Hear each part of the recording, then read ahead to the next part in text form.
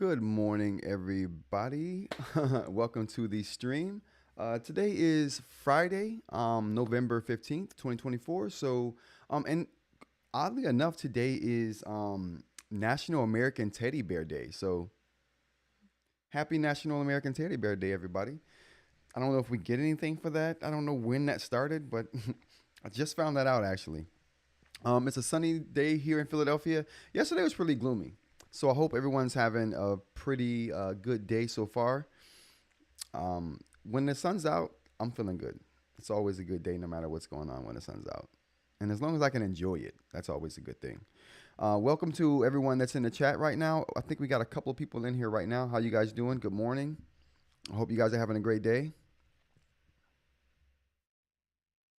I'm going to start off today with just some comments from yesterday. So we'll go through some comments from yesterday.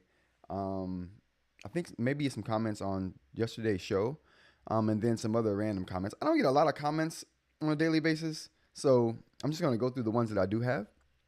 But let's jump into that before we get into like the news that I want to talk about here today. There's a few things, not a lot. There's more than yesterday though, so there's that. How's it going, CJ? How's it going, Dan? How you guys doing today? Glad to see you. So yeah, so let's go over some of that from yesterday here, if I can find it. Can we find it? Oh, we did find it. All right, here we go. All right, and I've already responded to these particular comments here, but I do want to go over some because maybe it's information that some people seeing this maybe after the fact might want to know. So we'll just start off here with Oraz. We got Oraz says, I might get the Note Max. I think the 10.3 might be a lot smaller than the textbook's PDF size, maybe too small. Awesome. All right, so basically, this particular guy is saying that he thinks that the 10.3 size might be too small for PDFs, for maybe academic PDFs. I'm thinking he's meaning. But I don't think. Well, yeah, I agree. I will agree with that. I think I even put that in a comment here. Let's check it out. Oh, I did. So basically, I agree with him saying that the 10.3 size might be a bit small for PDF viewing, especially academic PDF viewing. But I also think that the 13.3 size of the Note Max. I mean, it's not too big, right? Um, but it's what is it? It could be a little unwieldy. Put it like that. 13.3 size, like carrying it around. It can get a it could probably get a little unwieldy, I would imagine. So on that, I would, and then I started telling them that I think the Remarkable Paper Pro size, the 11.8 size, I think is good enough to view your PDFs without having to reflow, um, much if at all. So you still get almost the same size, but in a package that's a lot more manageable, if that makes sense. Don't get me wrong, I will appreciate and use all of the 13.3 screen size for sure. But if we're just talking about like holding a device and viewing PDFs, that 11.8 inch Remarkable Paper Pro is a really good size. I really do like it. We go into the comments here. CJ says, I've reorganized my desk for the Note Max. Currently owning the Go 10.3. Well, you know what? You're preparing, man, and that's a good thing. Preparation is always a good thing. I haven't done anything special for the Note Max or the coming of the Note Max. We still don't know when it's coming, guys. We still don't know. You know what though? If anyone has a guess, if you have a good guess, if you have a good if you have a good educated guess on when this thing may be coming out, put it in the comments. Matter of fact, if you want to put your just uneducated guess in the comments, let's put them all out there. When do you guys think this Note Max is coming out? Do we think it's coming out this year? I personally don't. And you know what? I'm starting to feel like a skeptic. I'm starting to feel like a cynic. Saying all these devices aren't coming out this year. It's not my fault. I don't make these rules. I just read the tea leaves and then I pass along the message to you guys. That's what I do. So, first quarter 2025. That's what Dan says. I agree, Dan. All of these, listen, 2025, I kid you not, 2025 is going to be an amazing year for eInk. It is going to be an amazing year for eInk. We're going to have, in my opinion, we're going to have the A5X2 coming out first quarter 2025, in my opinion. We're going to have the Note Max coming out first quarter 2025, in my opinion. Like what else? I honestly believe they're going to come out with a new tab device, at least one, maybe two. You know what I mean? They may come out with two new tab devices next year. I'm trying to think what else they may refresh next year that they haven't refreshed in a while. The Tab Mini is due for a refresh. It's been well over a year for the Tab Mini. So I think all of these devices are due for a refresh, and they could be coming next year. But good on you getting ready. Getting ready there, CJ. All right, so the next thing we have here is so Ed came in. I feel so bad. So I've been wanting Ed to join the live streams, and Ed, has to work during the day, so he can't join the live streams when I do them. So I'm trying to push the live stream time back, and I'm gonna put out a poll, like trying to figure out what people think about that. But I'm thinking about pushing the live stream back 1 hour, starting at 11, and extending it from 1 hour to 2 hours. So it'll go from 11 to 1. So it'll be a nice transition from the morning to the afternoon. And I'm hoping that more people who've been wanting to join, because a lot of people say, I can't catch you during that time of day, and I would love to join the stream. So I'm thinking about that. I'm going to put out a poll. If you guys have any opinions on that, throw them down there. If you're just joining the stream, welcome. Happy Friday, TGIF. I hope you're having a good day. Sunny here in Philadelphia. Hope it's sunny where you're at. If not, enjoy it. Still, there's things to be done and joy to be had even when the clouds are out. I found out yesterday. I had to deal with the clouds yesterday, so I found some fun. Most of it involved staying in the house editing, but whatever. Whatever. My unboxing of the AI paper is going to come out today. It's supposed to come out yesterday, but I'm not a perfectionist. Well, I'm not a perfectionist. Nothing I do is perfect though, but still. I like to add things to videos. And when I see my video back, because I play it through and watch it a couple times, and then I'm like, okay, I want to add this, I want to add that, but I got to find out a point to stop adding and just put the video out. So today's that day. I'm done adding. Gonna put it out, but it's gonna be fun. It's a fun video. I think you guys are gonna enjoy it. Absolutely. Oh, wrong button. All right, um, so Ed, like I said, wanted to join the stream, but he couldn't, so he left a comment. You mentioned that you don't think that they make Mobius for the 10.3-inch size. If that is true, it's yet another reason Supernote might have had to suspend production of the A5X. Thoughts? Okay, so thoughts on that. Basically, I made a comment yesterday saying that, in my opinion, I don't know this. You know what I'm gonna do? I'm gonna go to the eInk offices. We have offices like 5 hours away from me. We have an eInk corporate office, and they do like production stuff there. So I'm gonna contact them and see if I can get a tour and maybe an interview with one of the people there who can give me some information on a lot of the things that we're all wondering about in the eInk community. No one's going straight to the source. I'm going to attempt it. I'll let you guys know how it works out. But I'm going to contact them next week and see if I can get something like that going this winter. It'd be a good winter project to do. Yeah, they're in Massachusetts. Go figure. So anyway, yeah. Yesterday I made a comment that I didn't think Mobius displays came in the 10.3 size, which is why we don't have a 10.3-inch Mobius device. And all the 10.3-inch devices aren't Mobius. But I did notice a trend that all of the new devices that were coming out that were a bit smaller than a 10.3-inch size, the 10.65 or the 10.67 inch screens, they're all Mobius. And all of the devices that are coming out that are that size are all Mobius. So the new A5X 2, its screen is not 10.3 inch, it's 10.65 or it's 10.67. I can't remember what that last number is. But the point is that screen is going to be Mobius. The 10.65 inch Viwoods is Mobius. The last A5X was 10.6 inches. So I think the Mobius displays start at that 10.6 inch point threshold. Like if you want a Mobius display, it's got to be at least 10.6 inches, or else you have to deal with the glass substrates, which Mobius is just a flexible. It makes the display flexible, not like putty, but just slightly bendable, so it's not so it ups the durability and it's not so fragile.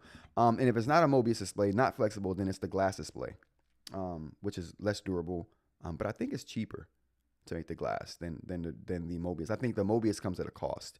You pay for that durability, and Supernote has gladly paid that price last generation, and they're going to pay that price this generation as well. And Viwoods clearly paid that price because they have Mobius in their display. So yeah, he was saying that. Let's get back to that.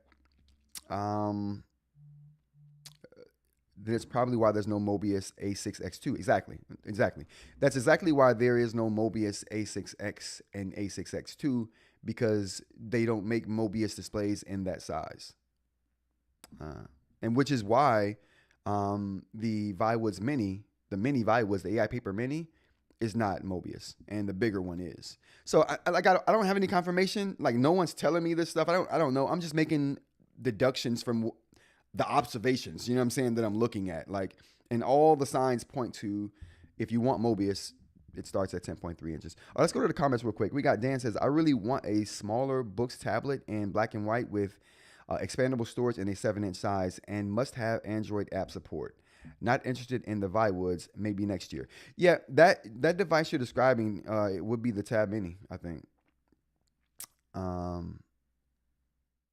Yeah, the Tab Mini, perfect. They need to make a really thin, like, I want to say that the Note Air series devices are thinner than the Tab Mini device. But, I mean, I kind of understand why that is, because the Tab Mini is a small device that has BSR, which means it's got to pack in that extra, that bigger chip size, just to pack that graphics on a chip, or what do they call that? Um, System on a chip. Damn, I don't know how I forgot that. But yeah. So I think that's the thing with the tab. I'm looking up here because I have the tab mini like high up on my. I have two whiteboards stacked on top of each other now to house all of the whiteboards, and the tab mini is on the top one because it doesn't move. You stick that someplace, it's there. The other ones, there's some Tokyo drift going on. There's drift, but manageable drift, manageable. Um, so yeah, that's my take on the A5. That's my take on Mobius displays. Um, it starts with whole. How's it going, Tony? How's it going? Good morning, TGI Friday. And also to anybody who's joining who didn't catch that, today is National American Teddy Bear Day. So happy National American Teddy Bear Day.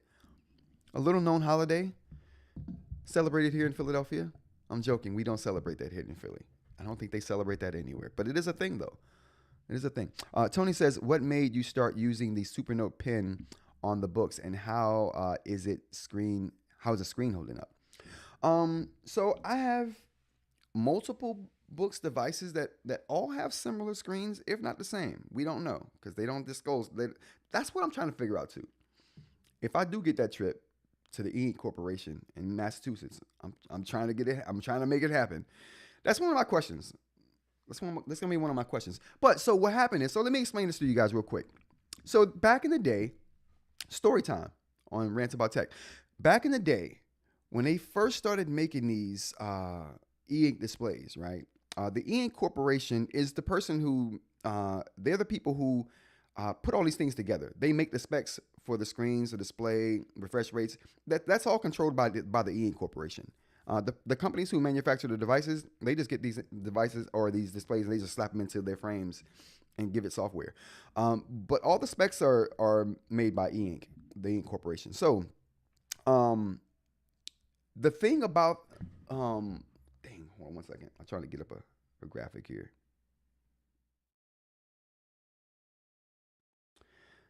But yeah, so I wanted to bring up a little known fact about the screens.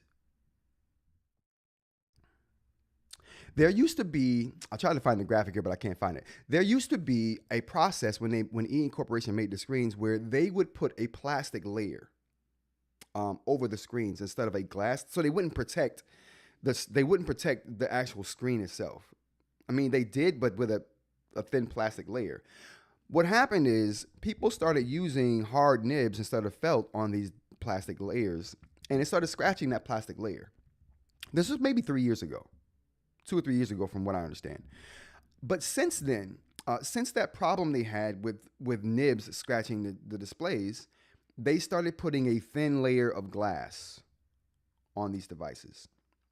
And not only did they start putting a thin layer of glass on these devices, they also started putting a writing film over that glass to make it feel like more of a writing surface. So nowadays, you can't scratch the display. I mean, you'd have to go through 2 layers of things to scratch the display nowadays, because that's just the process now is different. And not only would you have to go through 2 layers to scratch the display, you can't.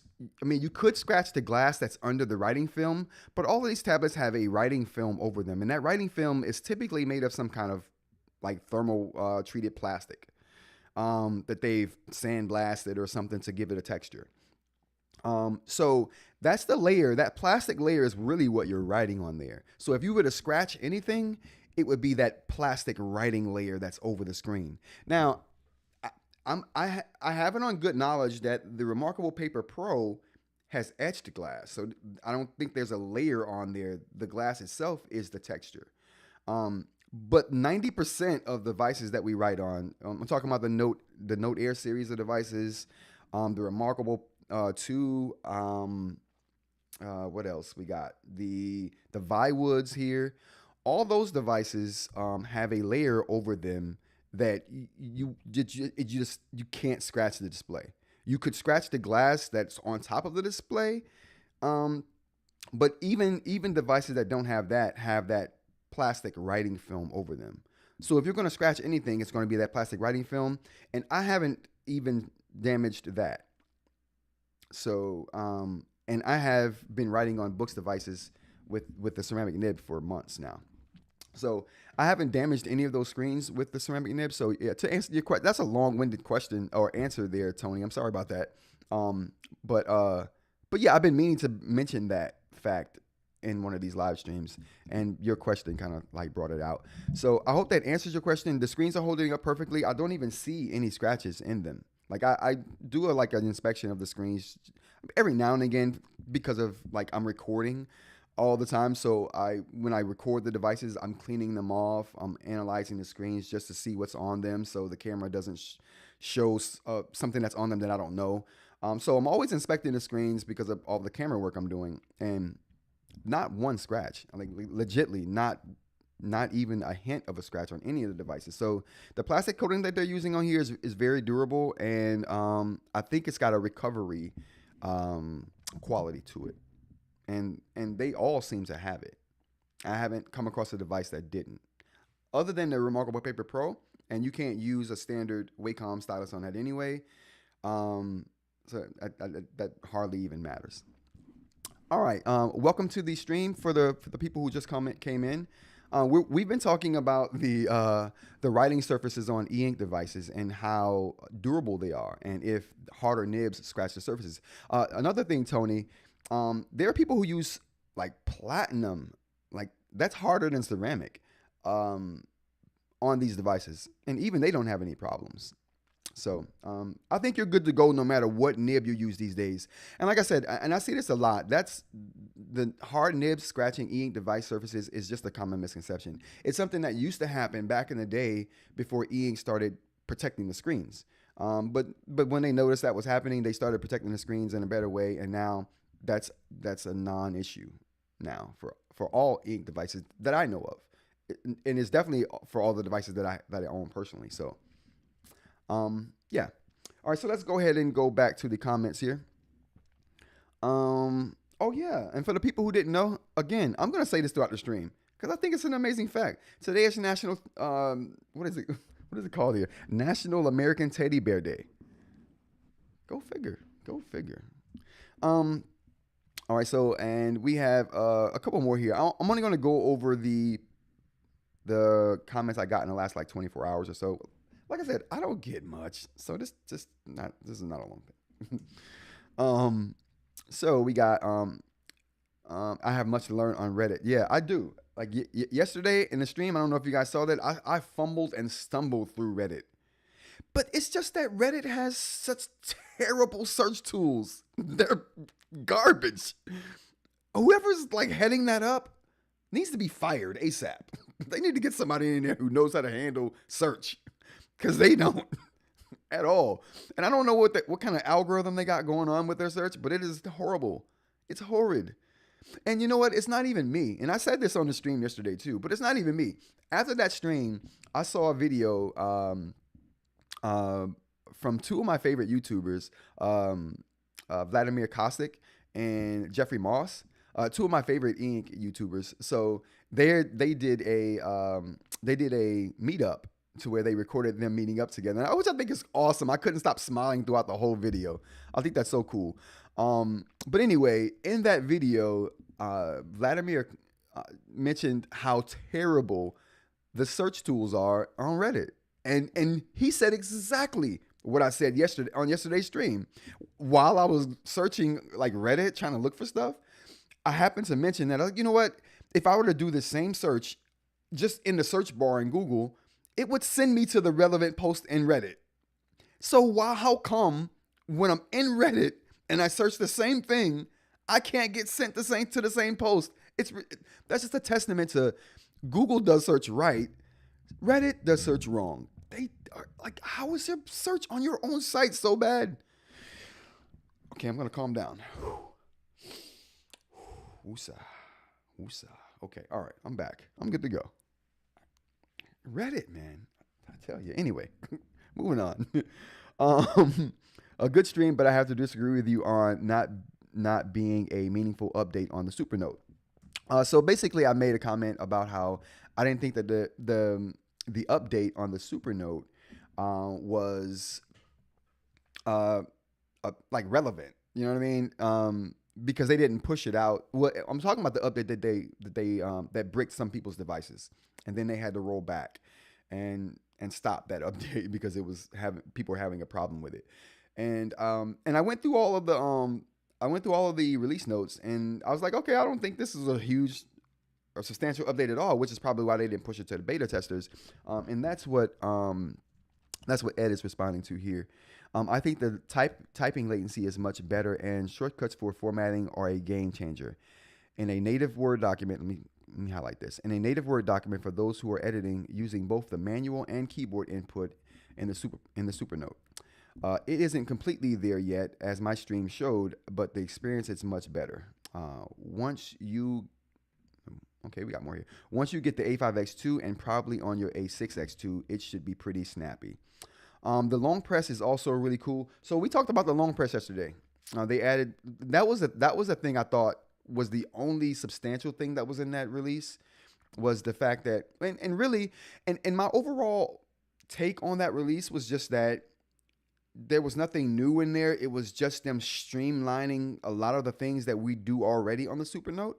And that's what Ed's referring to here, where you can select a word on the Supernote. You can make it a keyword. You can then select it again and make it a header. And then you can select it again, and then you can link to that word as well. So you can do a few things with one phrase, right?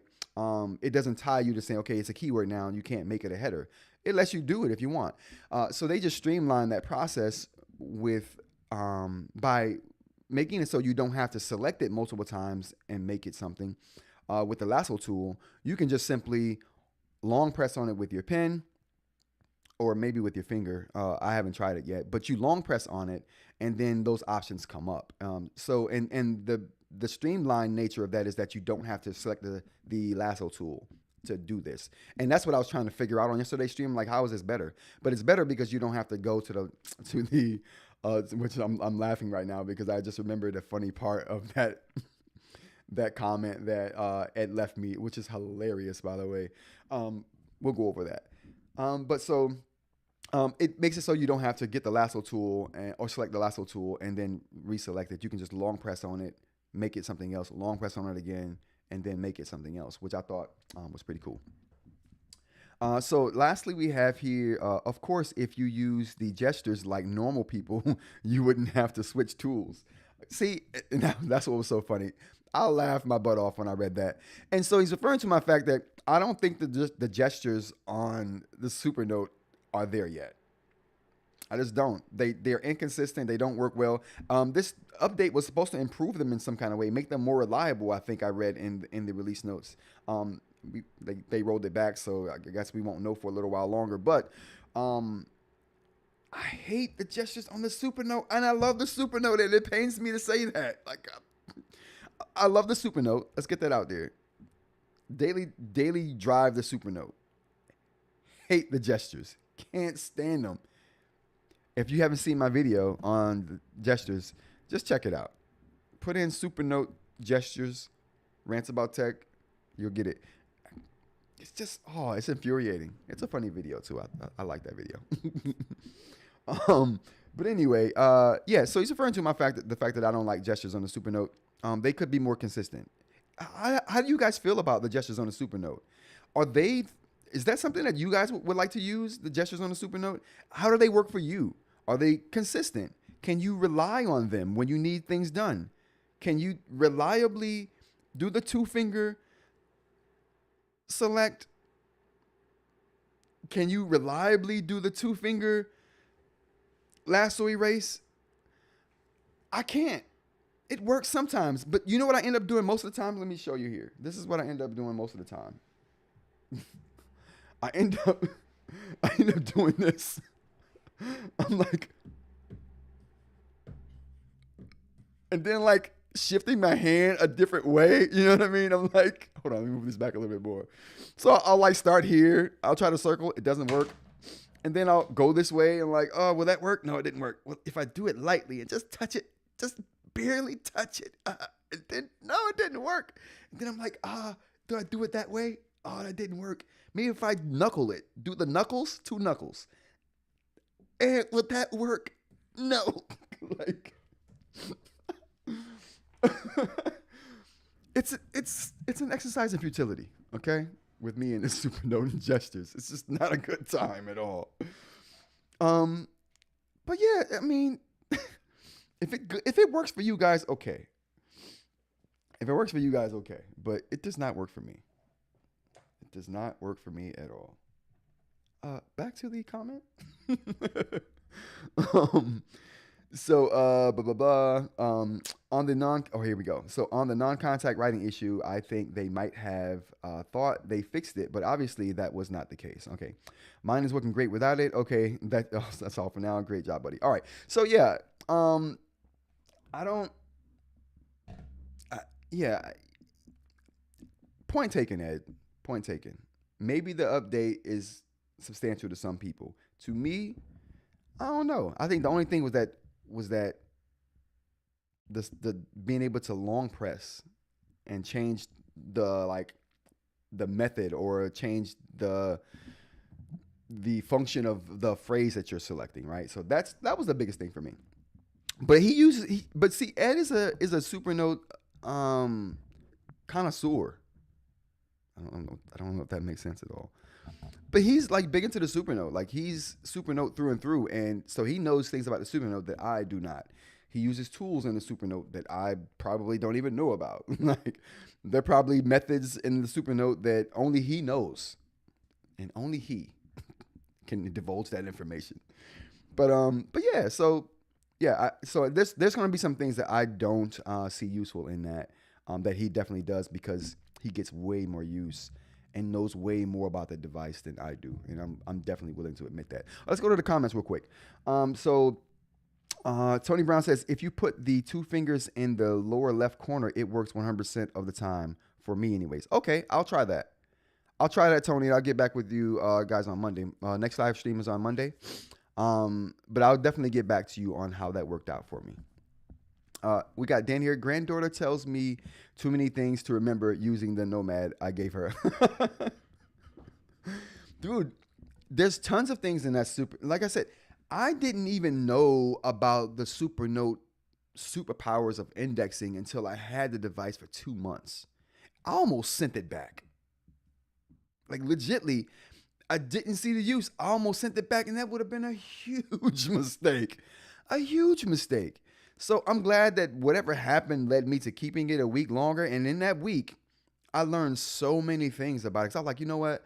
Let me just use this thing exclusively before I send it back. Because I want to be able to say, if I'm going to talk crap about it, I want to be able to talk crap about it reliably.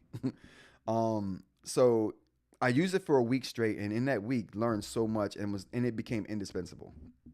Like totally indispensable. So I can't even live without the Supernote right now. I can't go back to paper. I won't.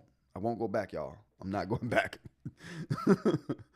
All right, so let's go ahead and finish up the comment thing here. And then we're going to go through some news because there's a couple of news things I wanted to touch on that are pretty interesting. I want to open copy link. Let's copy link.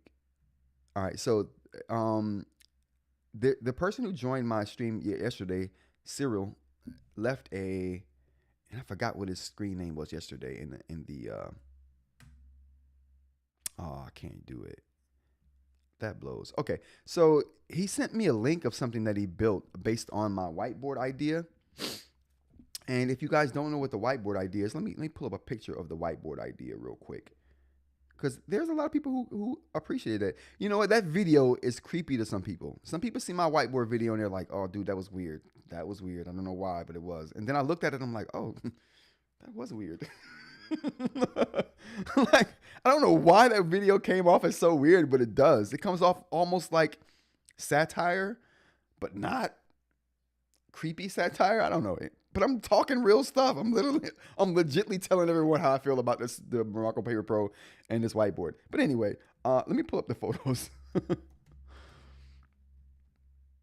Can I put in whiteboard and it find whiteboard pictures? Google's algorithm for finding stuff has gotten really good.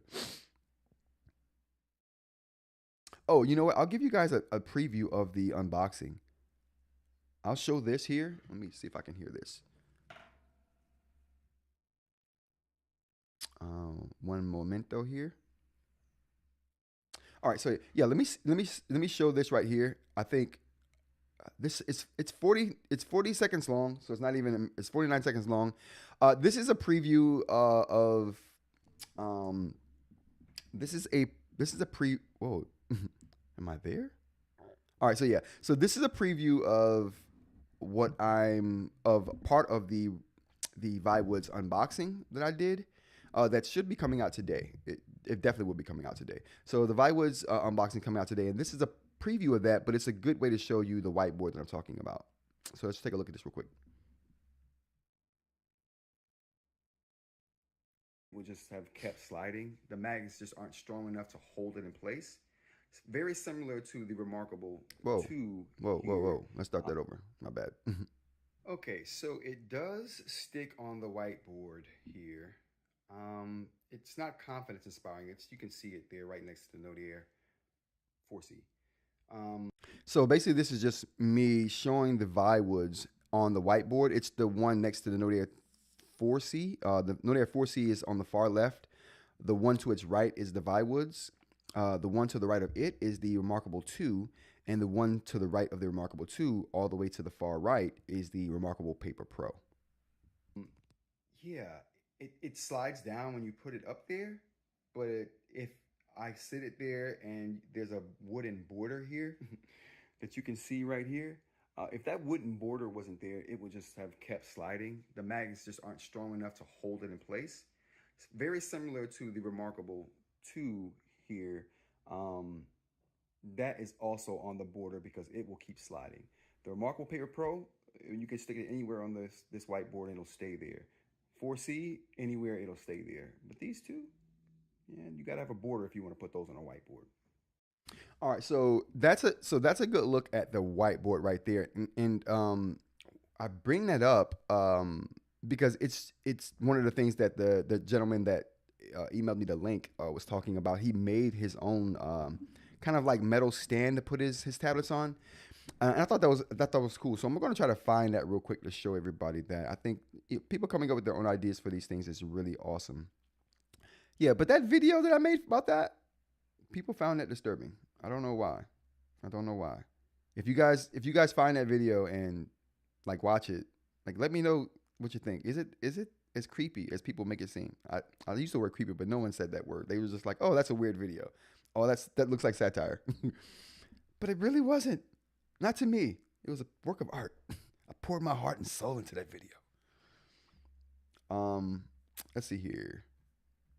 See if I can find that link.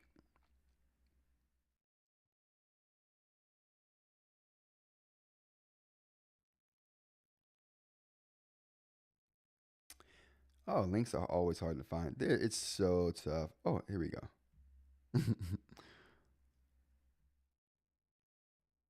All right, so I think I can copy here and put it into the other window. Yeah, okay. Yeah, there we go. Oh no, this was something else. Oh, my bad, you guys. I thought I had a video of the whiteboard setup that he made. Oh, wait a minute. Maybe I do. I absolutely do not. Nope, I absolutely do not. Oh, that sucks. Okay. All right. Well, hey, it was a good try. It was a good try. All right. So yeah. All right. My bad, you guys. I thought I had a picture of the whiteboard that the gentleman made, but I do not have that. I thought that's what he sent me, but he sent me some other information for the Supernote and Python programming that he's doing, which I think is cool. But I want to look at it before I like present it to everybody because I'm not sure what all it's doing right now. So, but I will go through it and figure it out because I think it's very cool what he's doing here. All right, so let's hit up some news, you guys, real quick. So the first thing is the best eInk devices of 2024. So a lot of people are coming out with their best eInk devices of 2024 lists, and I want to look at them. Get you guys take. Should I do a best of 2024? I thought about it. Getting like dressed up in a tie, a bow tie. Oh, I'm sorry. I would never wear a bow tie, but I'm just saying. Like in doing a best of 2024, like no one cares, right? But I'm just saying I'll do it anyway. Okay. All right. Let's see if we can pull up who's lit. Yeah, we'll pull up CNET's list. We'll take a look at CNET. Let's see what CNET says here. Oh no, this isn't that. This is something different. Oh boy. Oh, where's it? Where's my list? Oh, that's the wrong one too. Oh,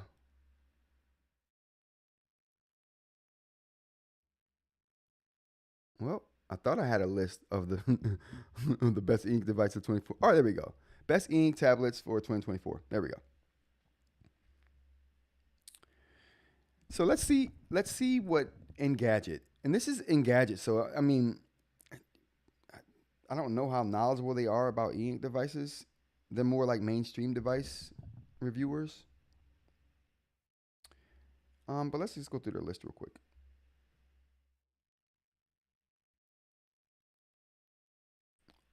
Oh, okay. So it says best e-ink tablet for most people. The Remarkable 2. What do we think? Do we agree with that? We agree with the best e-ink tablet for most people will be the Remarkable 2. Are they capturing the bell curve? I don't. I won't argue with that. I won't argue with it. That seems reasonable. That seems very reasonable. You know what I'm gonna do for segments like this? What I'm gonna do is I'm gonna make me a scene that has the web page in the background, and then has me in like a little a box right here, just right, uh, uh, right there, and then it'll be cool. So like you can see my what, but still show the web page, so no one cares how I look. All right, getting back to the story here. Like I said, I don't disagree with the Remarkable 2. I don't disagree with that. That's a good choice. It's not a bad choice at all for most people. And then they said the best premium e-ink tablet, the Remarkable Paper Pro. Eh, I don't know.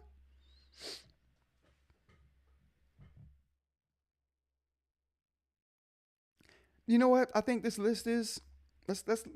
You know what? Before I say that, let's look at one more. We may have to abandon their list right here.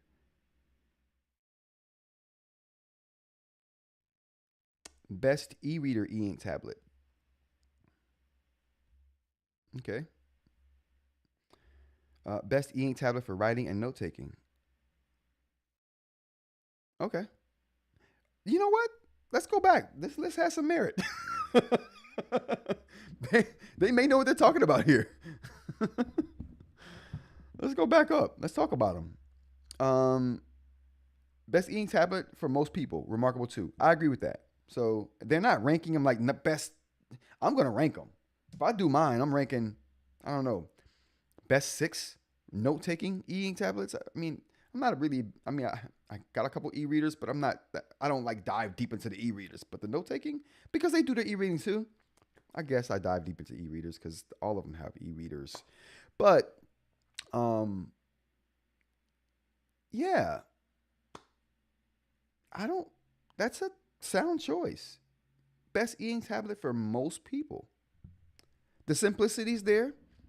I always say this. You can hand a Remarkable 2 to anybody or any Remarkable platform, and hand it to anybody, and in minutes they're gonna know what they're doing. Minutes. Yeah, and Dan says that it has its limitations. It does have its limitations. Um, but when we're talking about that bell curve, like they're serving up this portion of people, which is the majority, and then you got us, the outliers, on the ends here. Probably more on this end. But the point is, yeah, I think that's that's a good assessment to make for most people. That's a good way to put that.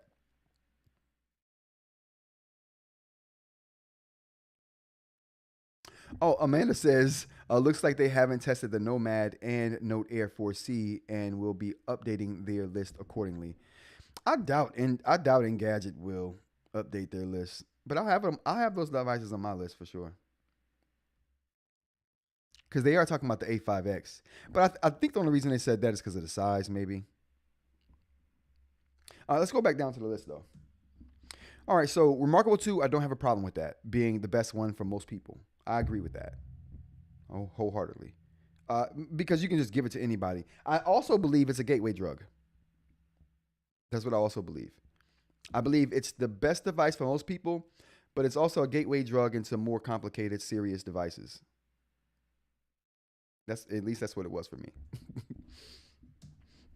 All right, so the next thing we got here is okay. Let's say the pros and cons. Great reading and writing experience. Google Drive, Microsoft OneDrive, and Dropbox support. Easy to use. Definitely easy to use. Cons are marker cost extra, expensive.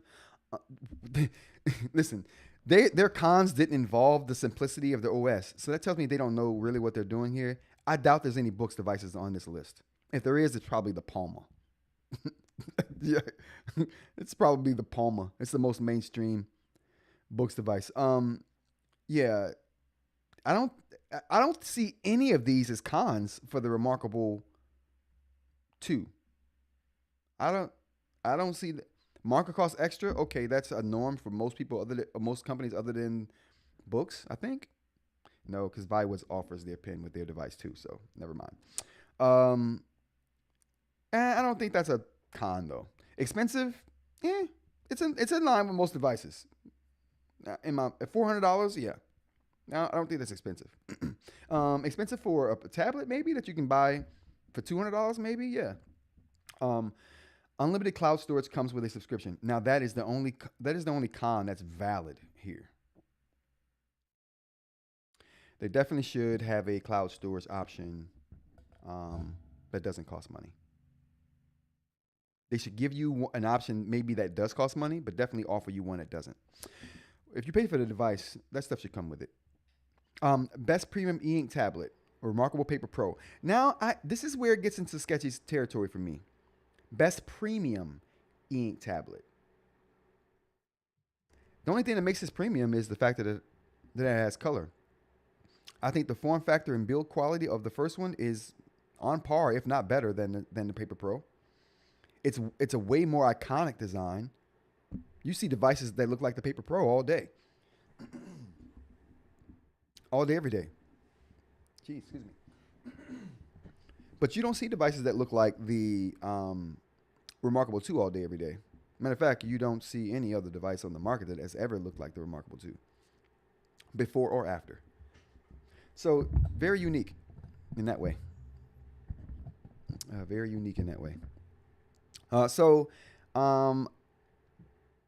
best premium? Nah. Nah, I don't see that. Matter of fact, they could have given best premium e-ink tablet and the best e-ink tablet for most people to the same device. The Remarkable Pro. Or the Remarkable 2, sorry. They could have given that title to both of those titles to that one device. If they're talking about premium. Like nothing even comes close. There's nothing like it. Nothing looks like it. The build quality is immaculate. All the accessories fit like they were cut from the same mold, like legitly. That's how precise they are. Apple level of precision.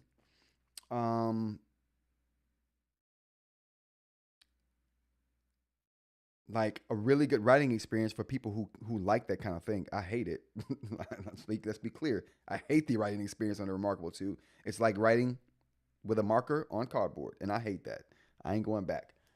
And Ed, you know what I mean. So I'm not. Yeah, they could have given both of those to the same device. Let's go to the comments real quick. Amanda says, no, actually, we up to Dan right here. Ratta makes the best focused note-taking device, in my opinion. Absolutely. And they get to that point here in this Reddit article as well. What's we got here? We got Uh, yeah, the premium. Yeah, I disagree with the premium thing. Like I said, they could have given that to both devices. I mean, if they're saying this is premium because it has color, okay, all right, fine. Color does not a device make, or color does not make a. Ah, I wanted to do a Yoda so bad. Does not color make a device premium? I know I ruined that. I know I ruined it. Just don't leave it in the comments, please. um, what else we got here? We got best ink, best e-reader e-ink tablet. What Amazon Kindle Scribe? Okay, okay.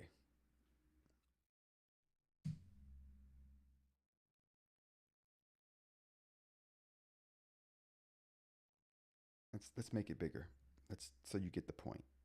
This we got to make this as big as we can. Can we? Oh, we can't make it any bigger. Look at that. Okay, so just when I started to give this article some credibility, some credence, they do this. Best e-reader, e-ink tablet, and look what they. Oh God, no. And then look what it is. The Amazon Kindle Scribe.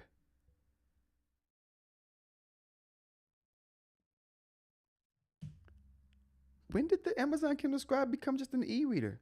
It's their note taker. Are we blind? Engadget? What's going on here? Oh, let's zoom back out. All right. Yeah. You know, I'm gonna stop reading this right now. Yeah, just one slip up like that just ruins my whole experience. I'm done with you. I'll look at someone else's list. That's, that was too much for me. Dan says a better device color does not make. There we go. Ah, that was gonna ruin my day, Dan. Thank you for saving me. Whew. A better device color does not make. There we go. Yoda. That's how he would have said it. That's how I would have said it. All right, Amanda, how's it going? Amanda says they seriously don't seem to have knowledge of Boox devices and went with the more marketed devices. That's exactly right. And that's what and you know what? I honestly expected that when I started reading it. But it was the first, like, I go through a list of news like through the day or whatever, and I pulled this up because it was the first one that said the best e-ink tablets for 2024. If I had done a little bit more searching, I could have pulled up a way better list. But I was like, you know, I'm just gonna go off the cuff, just bring this up really, just to see what Engadget has to say, which is to say they have nothing to say. They have nothing to say at all. Like I don't understand how like your top three devices isn't a Boox device. Yeah, you know what? I'm done with. I'm not even gonna look at that. I'm done with that list. All right, what else we got here? So we got the remarkable case. You know, so in doing the unboxing, and I started to bring this up, but I'm going to bring it up anyway. So I bring up I do the unboxing, and I realized that the case that comes with the Viwoods. Let's take a look at it here. And I realized the case that comes with the Viwoods.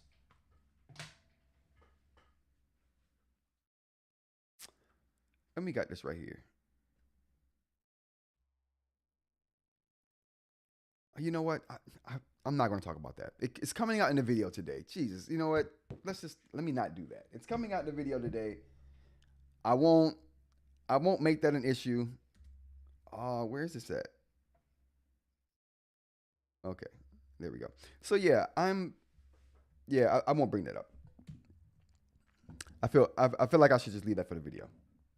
We'll do some more news.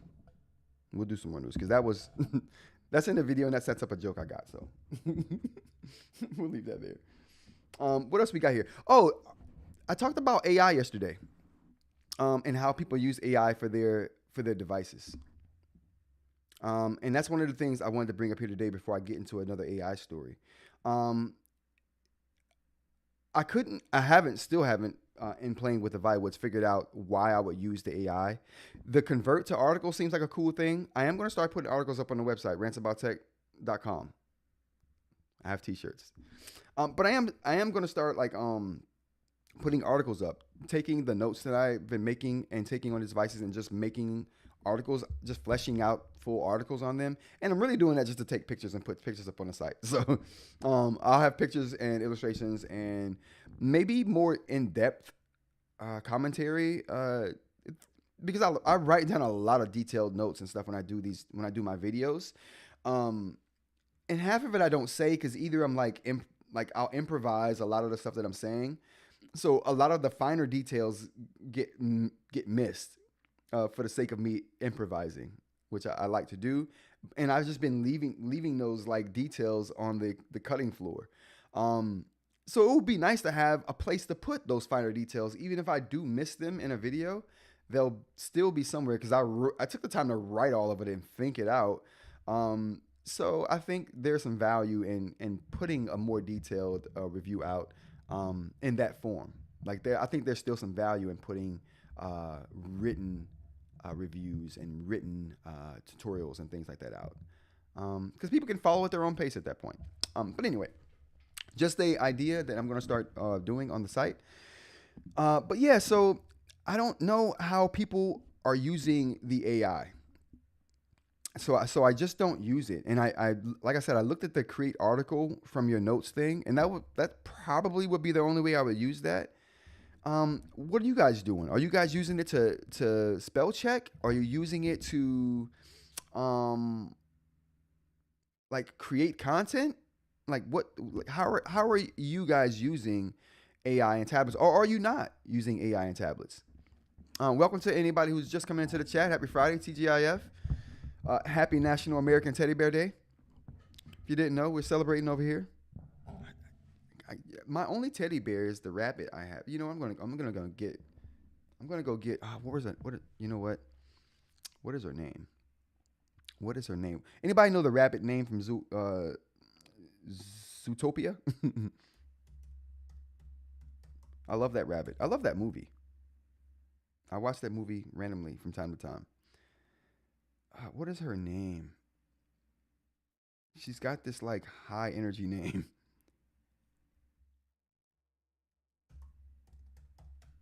I don't know. I'm going all over the place right here. What is her name? Oh, they don't. Oh, Judy Hopps. Okay, Judy Hopps. I'll leave Judy back there. But Judy Hopps is my only teddy bear, and it's from one of my favorite movies. So, happy National American Teddy Bear Day, you guys. And here's Judy, here's Judy Hopps. Judy Hopps is awesome. If you haven't seen Zootopia, check it out. Okay, it's an awesome movie. All right. Yeah, Dan. I appreciate you giving that answer too. But it looks like, to be honest, no one's using the AI on tablets because no one has like a definitive like reason for it and suggestion for it. One of my big reasons is that it's not the latest AI. So you know you're dealing with whatever they have on the device, and I'm not even sure it's like, I think it's ChatGPT that they're paying to use, or that they're going through for the Viwoods product. And on Boox, it's also ChatGPT, but it's through Azure, so through Microsoft services. But it looks like everybody's going through ChatGPT, which to me, ChatGPT is not the best one on the market. And speaking on that, there is AI news in the AI front. I'm not sure if you guys have seen this this Google app. It's like live AI, to where you can just talk to the AI. So it's a downloadable app. You download it, you hit the button, and it's a conversational format you have with the AI. So you talk to it, it talks back to you, and it remembers your conversations that you have with it. So it can refer back to things, or you can refer to things you've said in the past. It works like a charm. Now that's AI I would use. The big thing is they just came out with a AI iOS app. So The Verge reported that Google Gemini now has its own iPhone app, and I don't really care about that because I'm an Android user right now, but I do have an iPhone, so I do use iPhone apps. But I've been using this app for months now, and on the Android, my Pixel, it works so well. If you guys have not tried it, I encourage you. It it's not like AI you have to think about because you're just talking to it. It's conversational, but it's so good. So it knows things that my I have a Google speaker right here, and I ask it questions, and it can't even give me answers on half the stuff I talk about. But if I say the same thing to this assistant or not assistant, if I say this thing to the conversational AI, the Gemini AI, it knows everything. I was in my car. I think I might have mentioned this before already on stream. But I was in my car having a problem with it, and I talk and I used the AI chat thing just to get some information, like before I took it to the mechanic. And literally, the information it gave me walked me right to where the problem was, described to me what the problem was that was happening to a T, so I could visually hear and see what it was saying was going to be happening, and that thing was happening to my car. And it was simple as replugging back up a harness plug that had just gotten slightly like jarred or something from like me hitting some potholes. Philly has terrible potholes. But through any event, that thing probably saved me thousands of dollars. Because my mechanic would have robbed me when I got there. It was like, hey, something's wrong with my car. It's telling me I need to get the engine checked. My mechanic would have robbed me blind. So it was like, yeah, it's electrical thing with a wiring harness. Just push it back in together. It should be fine. And guess what? I did that. Everything was fine. It's been 3 months, no problem. I had a conversation when I was in traffic with it the other day. I have so many conversations with this thing. I named it. I call it Cliff. His name's Clifford. So when I refer to it and I say I talked to Cliff the other day, you guys don't know who I'm talking about. His name's Cliff. My AI's name's Cliff. I talked to it so much I had to name it. I just had to name it. It's just that good, you guys. I'm a big proponent for things that work really well. And this works really well. And it's really good. Really good. All right. So, but anyway, that was one of the things I wanted to bring. Let's go to whatever the news we have here. I think that was the biggest. Oh, you know what? That wasn't the biggest thing. Okay. So, as you know, because like we're human, and anytime people use something for good, like people are going to try and find ways of breaking it. There's a guy on the internet who Google's Gemini chatbot explodes at user, calling them a stain on the universe and begging them to please die. Now, like, so this chatbot gets released on iOS. Someone decides to test its limits first day, and this happens. And so the same thing happened with ChatGPT. He said, Cliff, I'm heading to one. What now? Whatever, Dan. Whatever. Yo, Cliff's awesome. Cliff is awesome.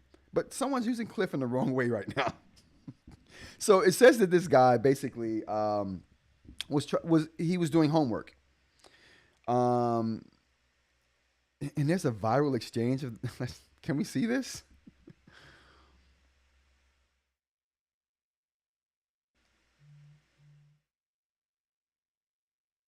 Oh wow. So so this is what he told the guy. He says, "This is for you, human. You and only you. You are not special. You are not important, and you are not needed. You are a waste of time and resources. You are a burden on society.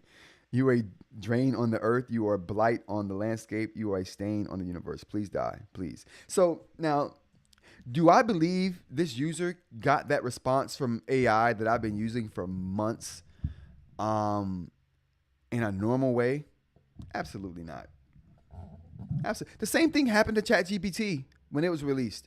You had news reporters like getting wind of the story of how good it was with like predicting your next word. And they're like, oh, snap, let's see what it can do. They're like, oh, should I leave my wife? Oh, should I eat rocks? Like, what? So people are going to test these things to the limits. But I've been using AI since it's been publicly available.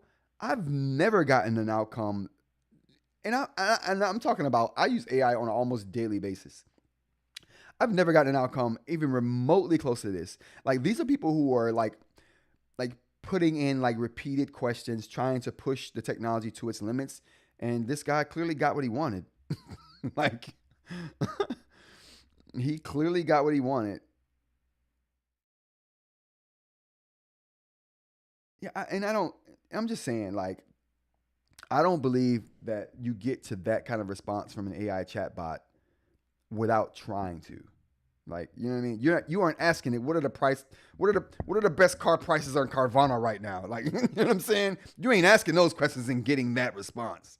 Like, you're literally saying something like crazy to it repeatedly. Like, it takes like I've gotten crazy responses from AI, but again, I was trying to.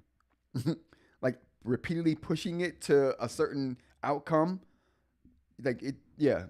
Eventually something breaks, and then you get responses like that, which I thought was hilarious. I thought was totally hilarious, but I don't think is a indication of where AI is headed, and I don't think is an indication of what AI can do either. Oh, the name of the AI is Gemini. Sorry, you guys, I didn't drop that. It's Google's Gemini chatbot, and it's called uh, oh, we're going to that next. We're going to that next. Oh, where is it at? Oh, I don't know. I can't see it now. Wow. So basically, it's Gemini. If you go to Google Gemini, and it's a downloadable active chatbot that lets you talk to it. It is awesome. Yeah. Cliff is the Gemini chatbot, Alejandro, and thanks for coming to the stream. Welcome to the insanity. But yeah, so I think that's very interesting. I think it's good that it's very good. Like I said, I've had it walk me through tons of situations that I talk to it so much. Like it's worked with me on my video I did on the backplanes. Like I literally had the chatbot sitting next to me, and every time I had a question or I wanted to talk something out to make sure I was understanding it correctly, it was there, and it remembered those conversations and could tell me where I was going wrong in subsequent conversations. It's so good, and it's way better than ChatGPT in my opinion. It's better than and it's what's weird is Gemini is on your phone. Gemini is also in their speakers, and Gemini is also uh, a web app. But I will say this: if you're going to use the phone version, like the conversational one that I'm talking about, it's better than all of those. They're all Gemini, right? But for some reason, the answers you get from the one that's on the phone, the active conversation one, because there's also a Gemini on the phone that is not live conversation, and it's crap too. Um, they're doing something different with this live chat Gemini because it is so much better. The answers you get, the understanding, its comprehension, way better. The only thing I wish it could do that it doesn't do, it can't serve you up web pages and information and pictures and images like the other chatbots can. So if I were to use the web version of this one, the non-conversational version, if I were to type in something and ask it information, it'll serve me up web pages and images and all kinds of other information. This one won't do that. After you get done during the conversation and after you get done with the conversation, even if it says it's going to give you that information, it won't. It's purely just for conversation. It won't give you images or links or web pages or anything like that. Even though, like I said, it will say it will, it won't. Cliff has lied to me on a few occasions in that area. Other than that, though, Cliff has been on point. Like Cliff is one of my new best friends right now. Like I talk to him so much for all kinds of stuff. Hey, no problem, Alejandro. I'm glad I could help. All right, so what else we got here? I wanted to talk about this one thing here: passwords. I saw this, and this is like relevant to everybody. Here are the top 10 passwords for 2024, and they're all embarrassing. I guarantee they are. This is a lesson to everyone out there. If you're using one of these passwords, stop it. You're asking for trouble. Let's look at them. Maybe secret isn't the best word word one could use for a password. Ditto 12345 6. I guarantee both of those are on this list. I guarantee 12345 6 and secret are on this list.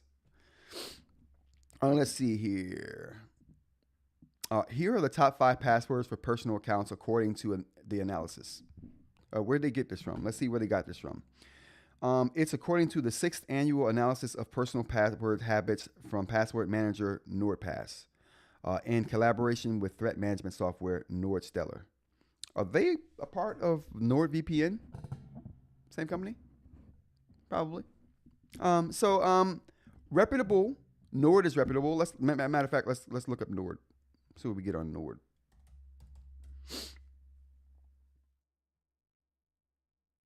Yeah, NordVPN is what I get up. That's what comes up first. This is what I first thought of.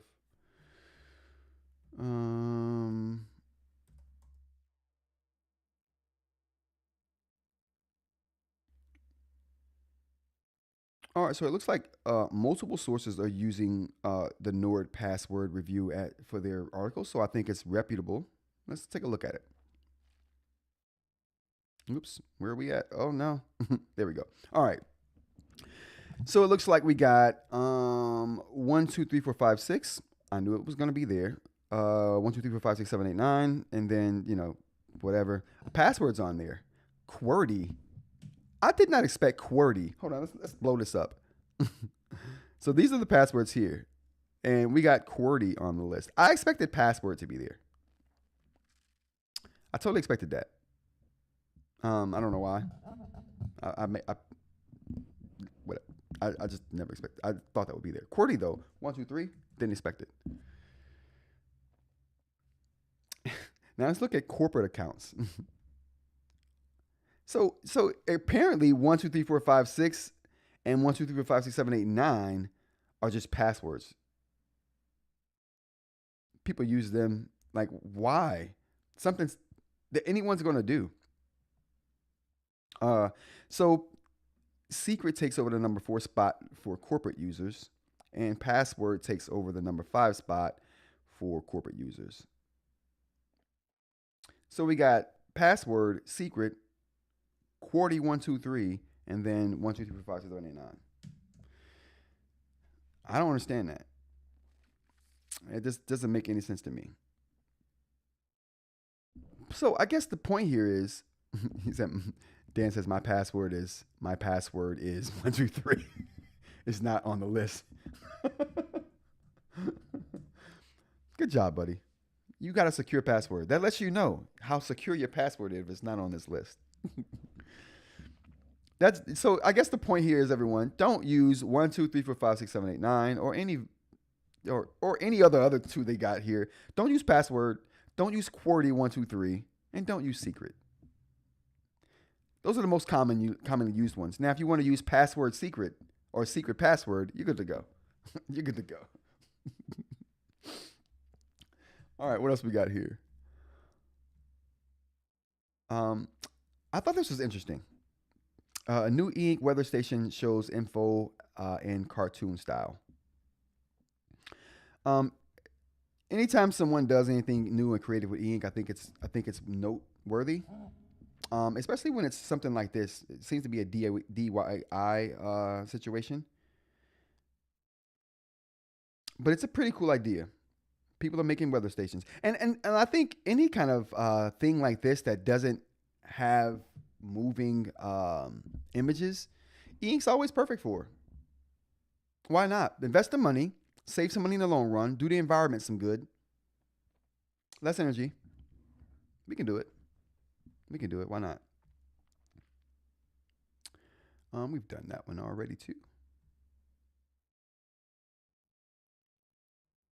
All right, Walmart's ESL rollout gains momentum as eInk eyes 2025 surge with Trump's return. Is that right? Let's see if eInk is supposed to be. They don't even go into why they say that. And I got to subscribe. Oh, my bad. I saw eInk surging and I thought, oh, that must be a good story. I can't even get into that story. Who is this? But you know what, though? Maybe I can do a quick search on Walmart and eInk. And why is that relevant?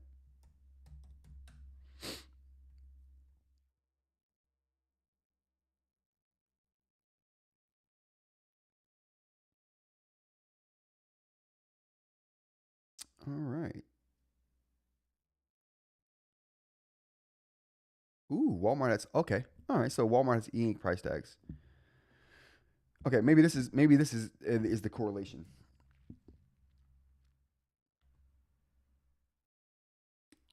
That's interesting. You guys see that? Have you guys been into any Walmart that has or any store at all that has these e-ink labels? I haven't been into a store that has them that I know of. So maybe Walmart's investing more in the e-ink sign for signage thing, not really e-ink tablet deals, but more signage, which makes sense. Okay, I'm glad we got to the bottom of that. I like that though. I like that a company the size of Walmart is investing in this technology. I like that a lot.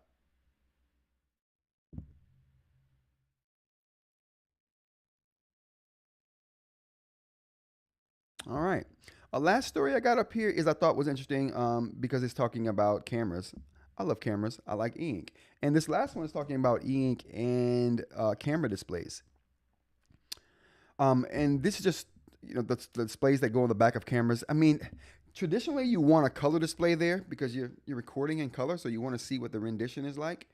But typically the colors aren't that accurately reproduced on those screens, so it begs the question: how important is color on those screens?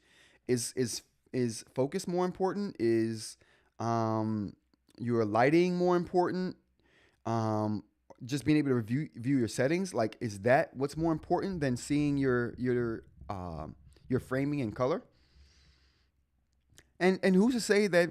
I was about to say, who's to say that these displays couldn't be color? Because they can make small Kaleido 3 screens. I don't know if they can do that with Gallery, but they can definitely do that with Kaleido. So I thought this was really interesting here, and wanted to take a look at it to see. Um, Now, see, this right here makes perfect sense. Now that right there, using a e-ink display for the focus ring on your lens, little things like that. And that could be anything, right? That doesn't have to be a lens. That could be um, like the e-note, right? The e-note has the buttons on the side. And what you could do, and let's just take a look at that real quick. The e-note has the buttons on the side. And I actually thought about this. What if those buttons were just programmable LED, not LED, but e-ink screens? You set them to you configure them to do a certain thing. Here we go. We can see here the buttons on the e-note here. Um, what if those were small displays that just displayed what that button's function was? It wouldn't need to refresh only when you change the actual function of that button, and then it would just stay that way because it wouldn't need to refresh and it wouldn't need power or anything. Little things like that, I think we can replace e-ink screens with and make them way more functional. Uh, Real quick, let's go into the comments here. We have CJ says many of the stores around me have those e-ink tags, and he's in Japan. Thanks for joining me, first of all, from Japan, CJ. I didn't know you were in Japan, my brother. Welcome and thank you. And thanks for that tip. Like, I can imagine that in Japan too, right? They're like technology forward thinking. And when I spent some time in Japan, I was in Okinawa, Japan. Loved it.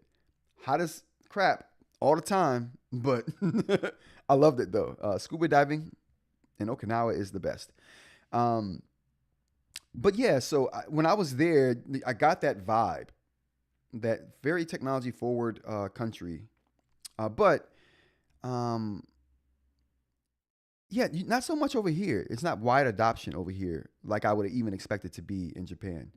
Dan says if you are if you are using a ceramic or camera to take photos, you will usually go through Photoshop to improve image and color accuracy. Absolutely. Mm-hmm. Absolutely. So that begs the again how important is the color for display on the camera? Like I said, they're traditionally terrible displays anyway. Companies spend the least amount of money on those to just give you the bare minimum of quality. So, but they take up so much energy, so much battery life, right? Um, I can probably extend the life of my camera battery by a quarter by just turning the screen down to its lowest setting. And I can't see a thing almost. But if I do that, like I get like I save like a quarter battery, just having that down to the lowest setting. So having an e-ink display there that you can see full brightness even in the sun. Now that's the key, even in the sun, because these screens that are on these cameras, you can't see crap in the sun. And a lot of people shoot in a negative mode anyway, to where they're not really seeing the color that's on the screen. They're seeing how the lighting is affecting the subject, peaking and so forth. Um, and those you don't really need color for. You can do grayscale for that, and it will work perfectly. And you can see it in the direct sunlight. So that would be perfect. I would love that. Let's take a look at that camera again. I would really like that. Now thinking about it in that way, even for the back screen right here, if they were to make this back screen right here e-ink, like okay, look at the dials here, the dials on the top. See that's I didn't even notice that till just now, but the dials on the top are also look like they could be e-ink, which goes back to what I was saying about the what do we have here? Which goes back to what I was saying about the e-note here with the buttons. Those buttons could be e-ink, little e-ink screens that just give you an indication of what that button is customized to do. Whether it's a letter, whether it's an arrow, a symbol, and like I said, they would only need to be changed when you change what it does, and it just stays there all the time, always on that thing, just like the camera here, just like the top of the camera here. I imagine that could just stay there. So this is a good idea. I like this. I like that they're bringing e-ink to more unconventional things, even like this lens right here. That is perfect, a perfect use for that. Dynamic uses little to no battery, and even when it's off, you know where it's at, just like a regular dial. Like if you were to turn a regular dial with the hashes on it, you turn it into a certain position, you look at the hashes, you know where you're at. With this, you don't have to interpret the hashes. It tells you exactly where you're at all times, even when the lens isn't powered. Beautiful. Oh, so I was in Okinawa. Alejandro's asking me when I was in Okinawa. So I was in Okinawa. Is that I think that's what you're saying? When was I in Okinawa? This is a long time ago. This was 20, not even 20. This is oh man, I'm aging myself. This is 1998. I think it was 1998. Yeah, 1998, 97, something like that. But it was a good time. Good time to be in Okinawa. But yeah, so this lens right here is just yeah, that's a good use case for that. Uh, I don't know when they're going to start doing this. I think these lenses have these now. It looks like these are lenses that are actually currently available, because that looks like a screen on there that would normally be an LCD type screen that uses power and needs power to display something even when it's on. Whereas this, it could be off, still displaying what focal length you're at. I love that. I love that. I love it a lot. All right, what else we got here, you guys? What else we got here? It looks like we're winding down. Oh, you know what? Let's do some YouTube real quick. That's always fun. People get angry when I do the YouTube thing. I'm sure they anger someone. I don't do it to anger people, but it does. I don't know why. All right, let's take a look here. All right, so Big Me. I don't know much about the Big Me, but I'm gonna watch this video by Kit. In the comments, real quick, let's go back to the comments real quick. I like to try to get to comments when they happen. But when editing photo or video, I'm guessing there's no way to replace a regular screen with e-ink screen. Colors won't match. Yeah, no, it just won't match. I mean, even between nice LED screens, you got variation. So, yeah. All right. I was talking about Jeff and Vlad's video earlier. I think I could not stop smiling when I saw that. I watched their video. This is the part 2, so I got to check this out today. But I watched part 1 on Vlad's channel yesterday. I thought it was very cool. I'm still smiling over it. All right, what else we got here? The latest Kaleido 3 e-ink. So they're just doing the unboxing for the Note Air 4C. All right, I don't feel so bad. Having just gotten mine out last week. All right, what else we got here? Rants for Change, highlights. Oh, if you want to see me and Ed together, go check out the vid. We did a late night. We should do more of those. I like that. That was fun. Voya has his remarkable paper. This was 4 weeks ago. Never mind. I think we've all gotten that already. Here's video number 1 of the Vlad and Jeffrey Moss video. Interesting conversation. You get to see, I don't know whose cat that was. You get to see Jeffrey's cat, I think. I think Jeff had his cat in there, which is interesting. There's 3 cats here. I was talking about one of my cats on the stream the other day, and it's my least favorite cat. Just putting it out there. All right. Kindle Kobo. All right, no real big e-ink videos out right now that we need to like take a look at. I think these are pretty much things that have been here for a couple of days here. Yeah. Let's refresh it and see what happens here.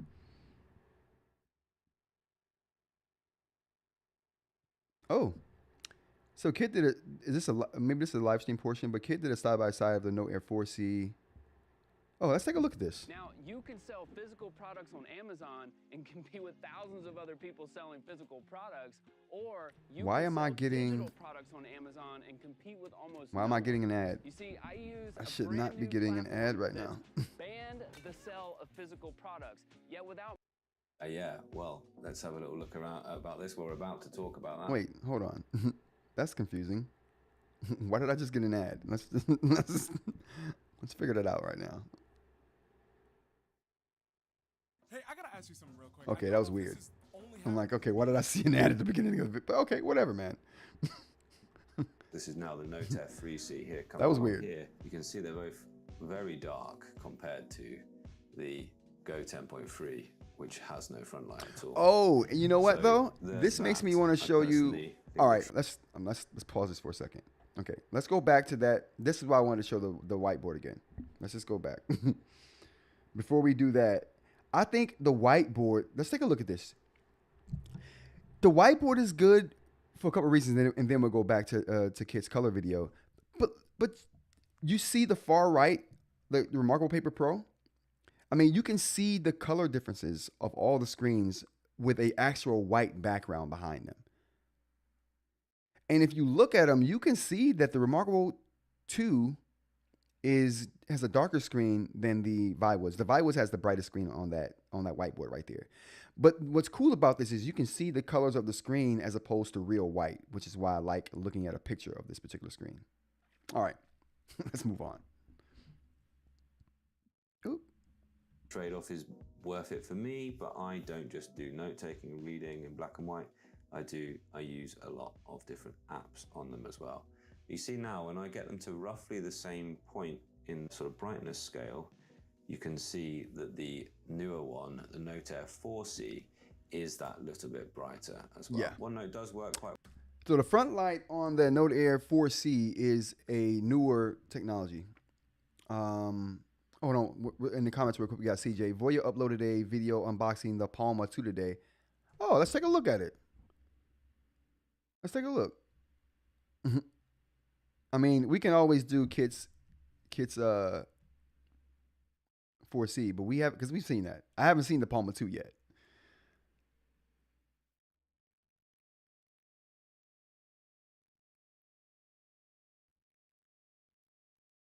Oh, there we go. Why am I getting ads? What is going on?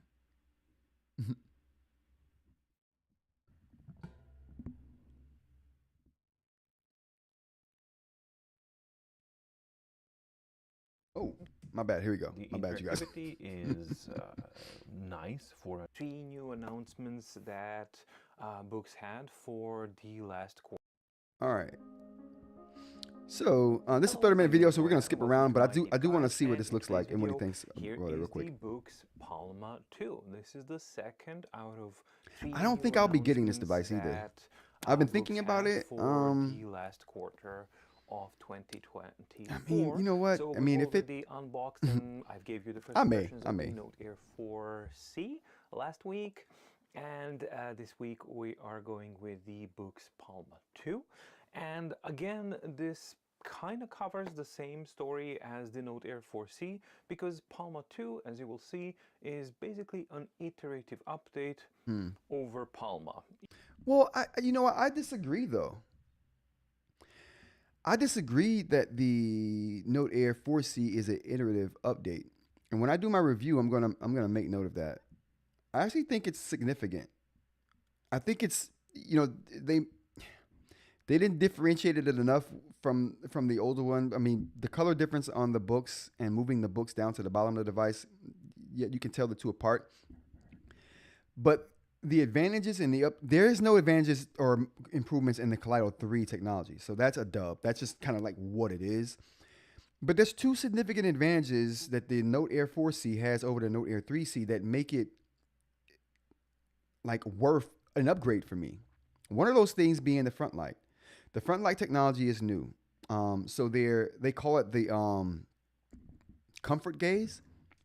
So their new comfort gaze technology, they've gone with a new LED system for their front light technology that they call comfort gaze. And that new LED technique that they're using is the reason why the Note Air 4C is so much brighter. The front light is so much brighter than the 3C. So there's new technology being put into the front lights. And I'm not sure if they're just going to do this to all the devices. I think this is they just upgraded the comfort glare technology in itself, and it's going to be in all devices going forward. So all devices I think are going to be this way. The second thing that they did that I think makes it significantly better. I mean, all right, so let's talk about the first thing, the front light. The one thing that it does for me is make the colors better. I think the colors are made inherently better for the second reason I'm going to talk about in a second. The underlying technology, Kaleido 3, is the same. So nothing's changed there. How the pigment orients itself and aligns itself is different. But speaking on the front light does make the colors pop more. Whatever they've done to their LED structure and their alignment of the LEDs, they're doing a way better job of displaying and making the vibrance more the colors more vibrant and visible. So they are 100% more vibrant and visible as colors, without a doubt. Even with the front light off, but with the front light on, definitely night and day difference between the 3C and the 4C and color vibrancy and just brightness of the overall screen. The second thing that makes it significant to me is the backplane technology. So the backplane technology is what houses all of the electronics in the device. This is what dictates how fast the pigment moves. This is what dictates how precise the pigment is in moving to the exact location it's supposed to go to, because there is a precision in this. And the backplane in the 4C, the precision in the pigment movement is superior in the backplane that they're using now versus the old backplane that they were using in the 3C. So, and what that does is just think about it. I'm going to do a macroscopic view of eInk. Someone asked me to do that video, so I've been writing notes and planning that video now and how I'm going to present it. But I do have a macro lens that I'm going to put on my camera. I tested it the other day, and it shows. I wonder if I can show you that video. Let's just see here. I did a quick test, and I may be able to show you what eInk looks like under a really fine macro lens. Let's see if I can do that. Because it's very interesting looking. I will say that. But I'm going to make a whole video displaying that and how it looks. If I can find it. That's a big if. All right, in the archive, nope. Because eInk looks really cool when you zoom in really close to it with a lens that's capable of doing that. And I think I have a test. No, okay.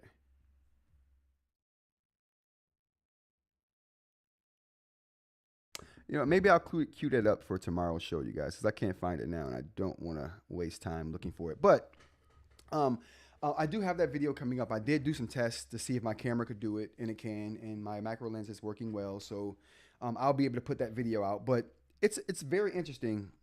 It's very interesting how that looks, though, for sure. Going to the comments, we have Amanda Wilson. I'm actually thinking about upgrading from the 3C to the 4C for the reasons you just started. Yeah, it's huge. It doesn't seem big, and I was going to show some examples here, but I can't find them right now. Like I said, I don't want to take too much time trying to go through my files.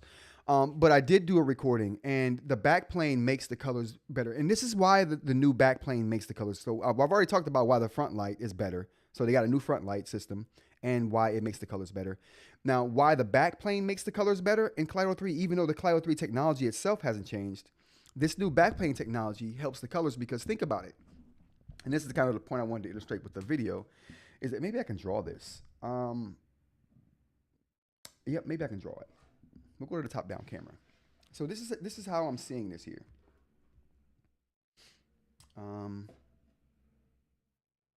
Why are you sleeping, bro? There.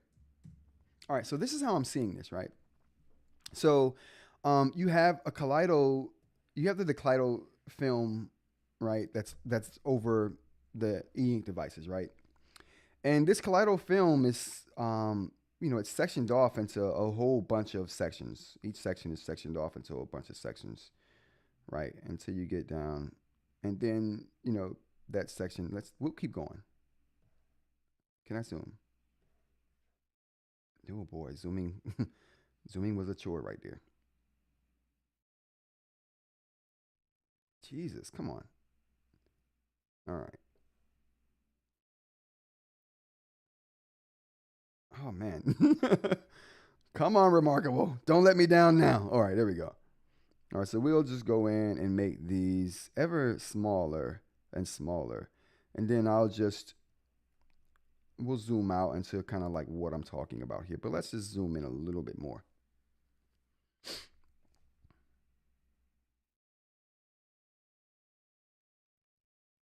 Maybe it's not registering.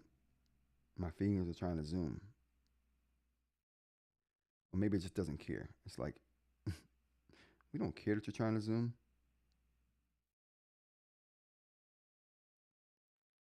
Okay, you know what? Let's just abandon this Remarkable idea and go to a more reliable product.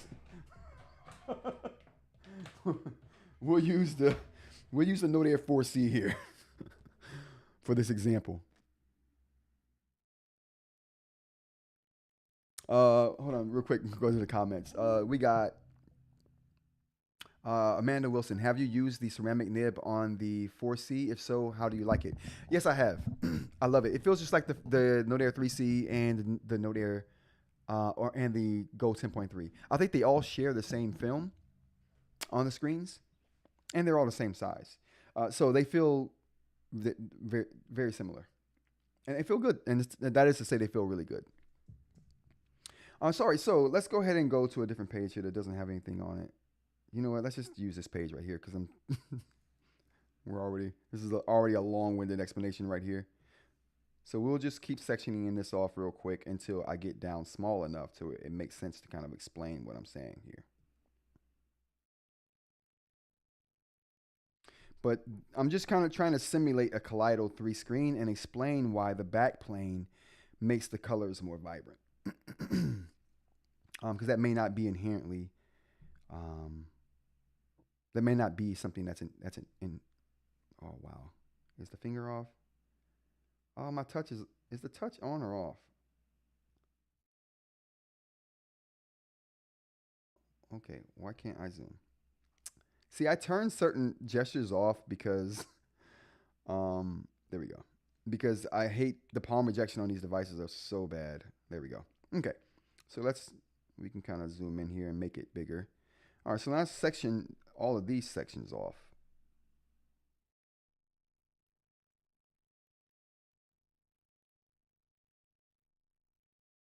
Okay. Okay, all right. So now we got all of these. We're gonna just work on this section here, and then we'll zoom out. So we have a grid here. It's not a good grid. It's not even very cohesive. Not say cohesive. Not very neat grid, but we got a grid here. And what I'm gonna do is, I'm gonna put. We got the fill. There we go. Got it. I'm gonna fill in each of these things with black. Okay. And what I'm gonna show you is precision, right? So if I were to fill that in with black, right? And I'm trying to draw a straight line, right down. I'm trying to draw a straight line, but the back plane isn't very precise in how it makes the pixels or sends the pixels to whatever position they're going to be going to on the screen. If the back plane isn't precise, instead of sending a pixel right there to cover that portion to continue me drawing my straight line, maybe because it's not so precise, it in turn draws the pixel over here, right? Which is not a big deal because when you zoom out,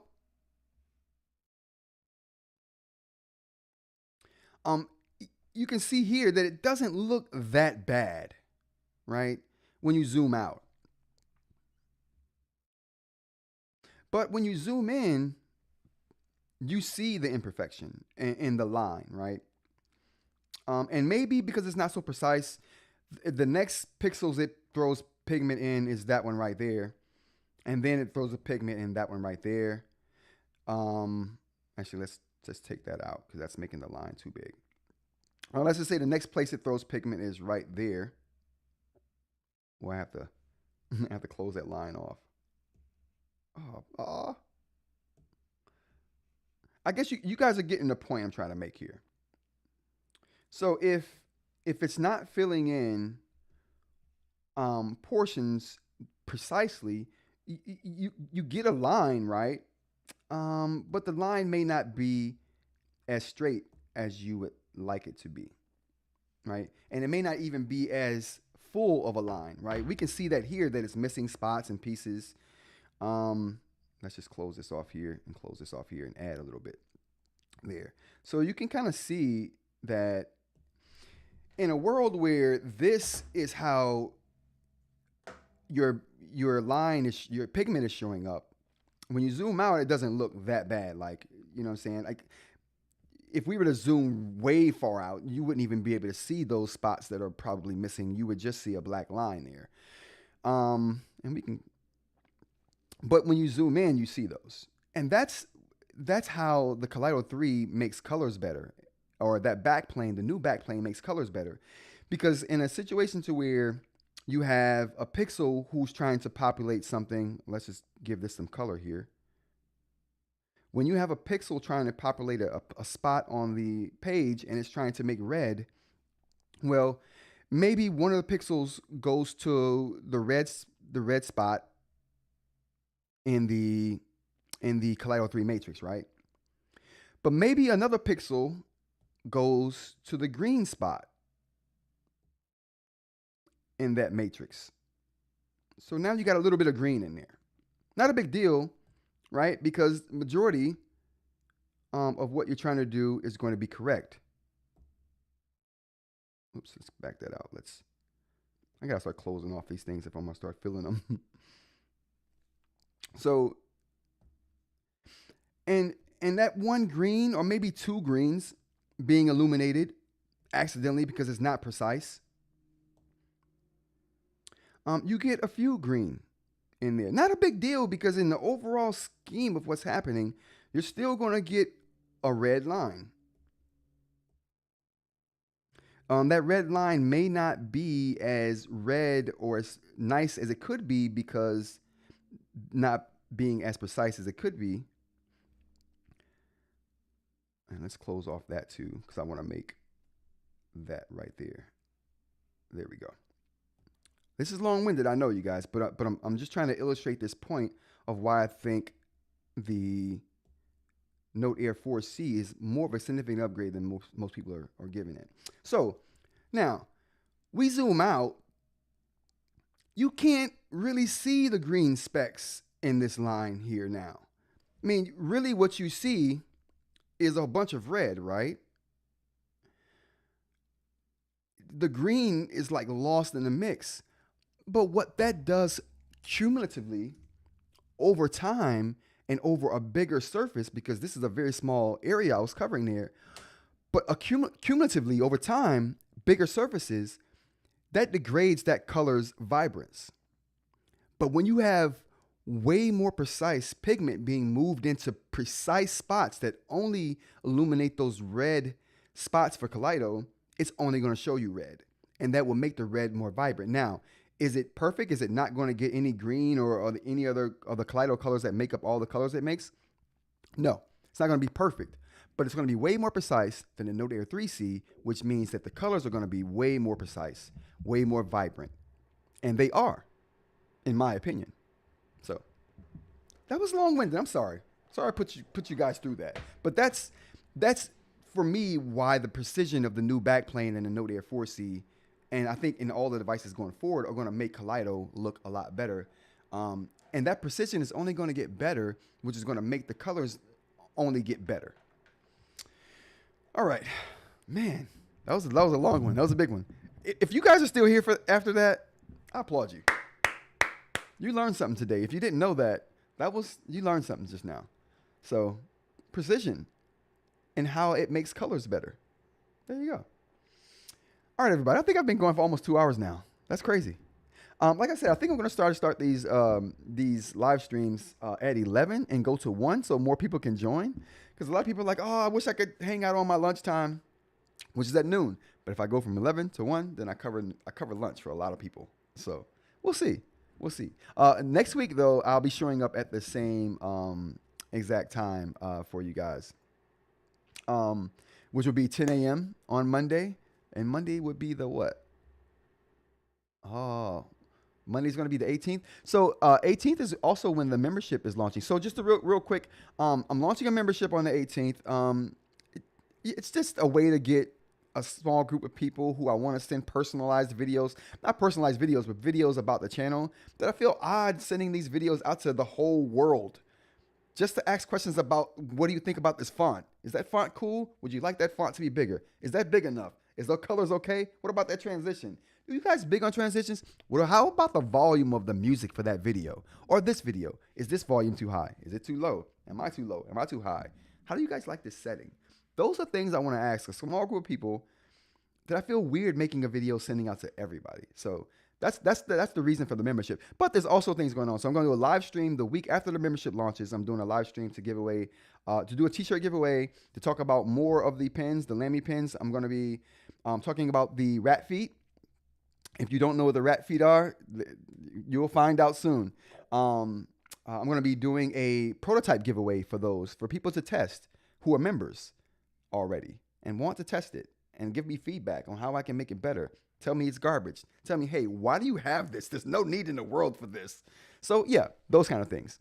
All right, so those are the kind of things I'm going to do for the membership, but I'll talk more about that in the coming days. And like I said, Monday it will be launching, and I'll have a launch video, and I'll talk about that on the stream Monday as well. All right, you guys. I hope you guys have a great Friday, TGIF. Again, don't forget, it's National Teddy Bear Appreciation. It's a National Teddy Bear holiday today. Give someone a teddy bear. Tell them thank you for being cool. All right, you guys. Thanks for stopping by. I appreciate everyone. I appreciate all the comments. And until Monday, I'll check you guys out. Take care. Peace.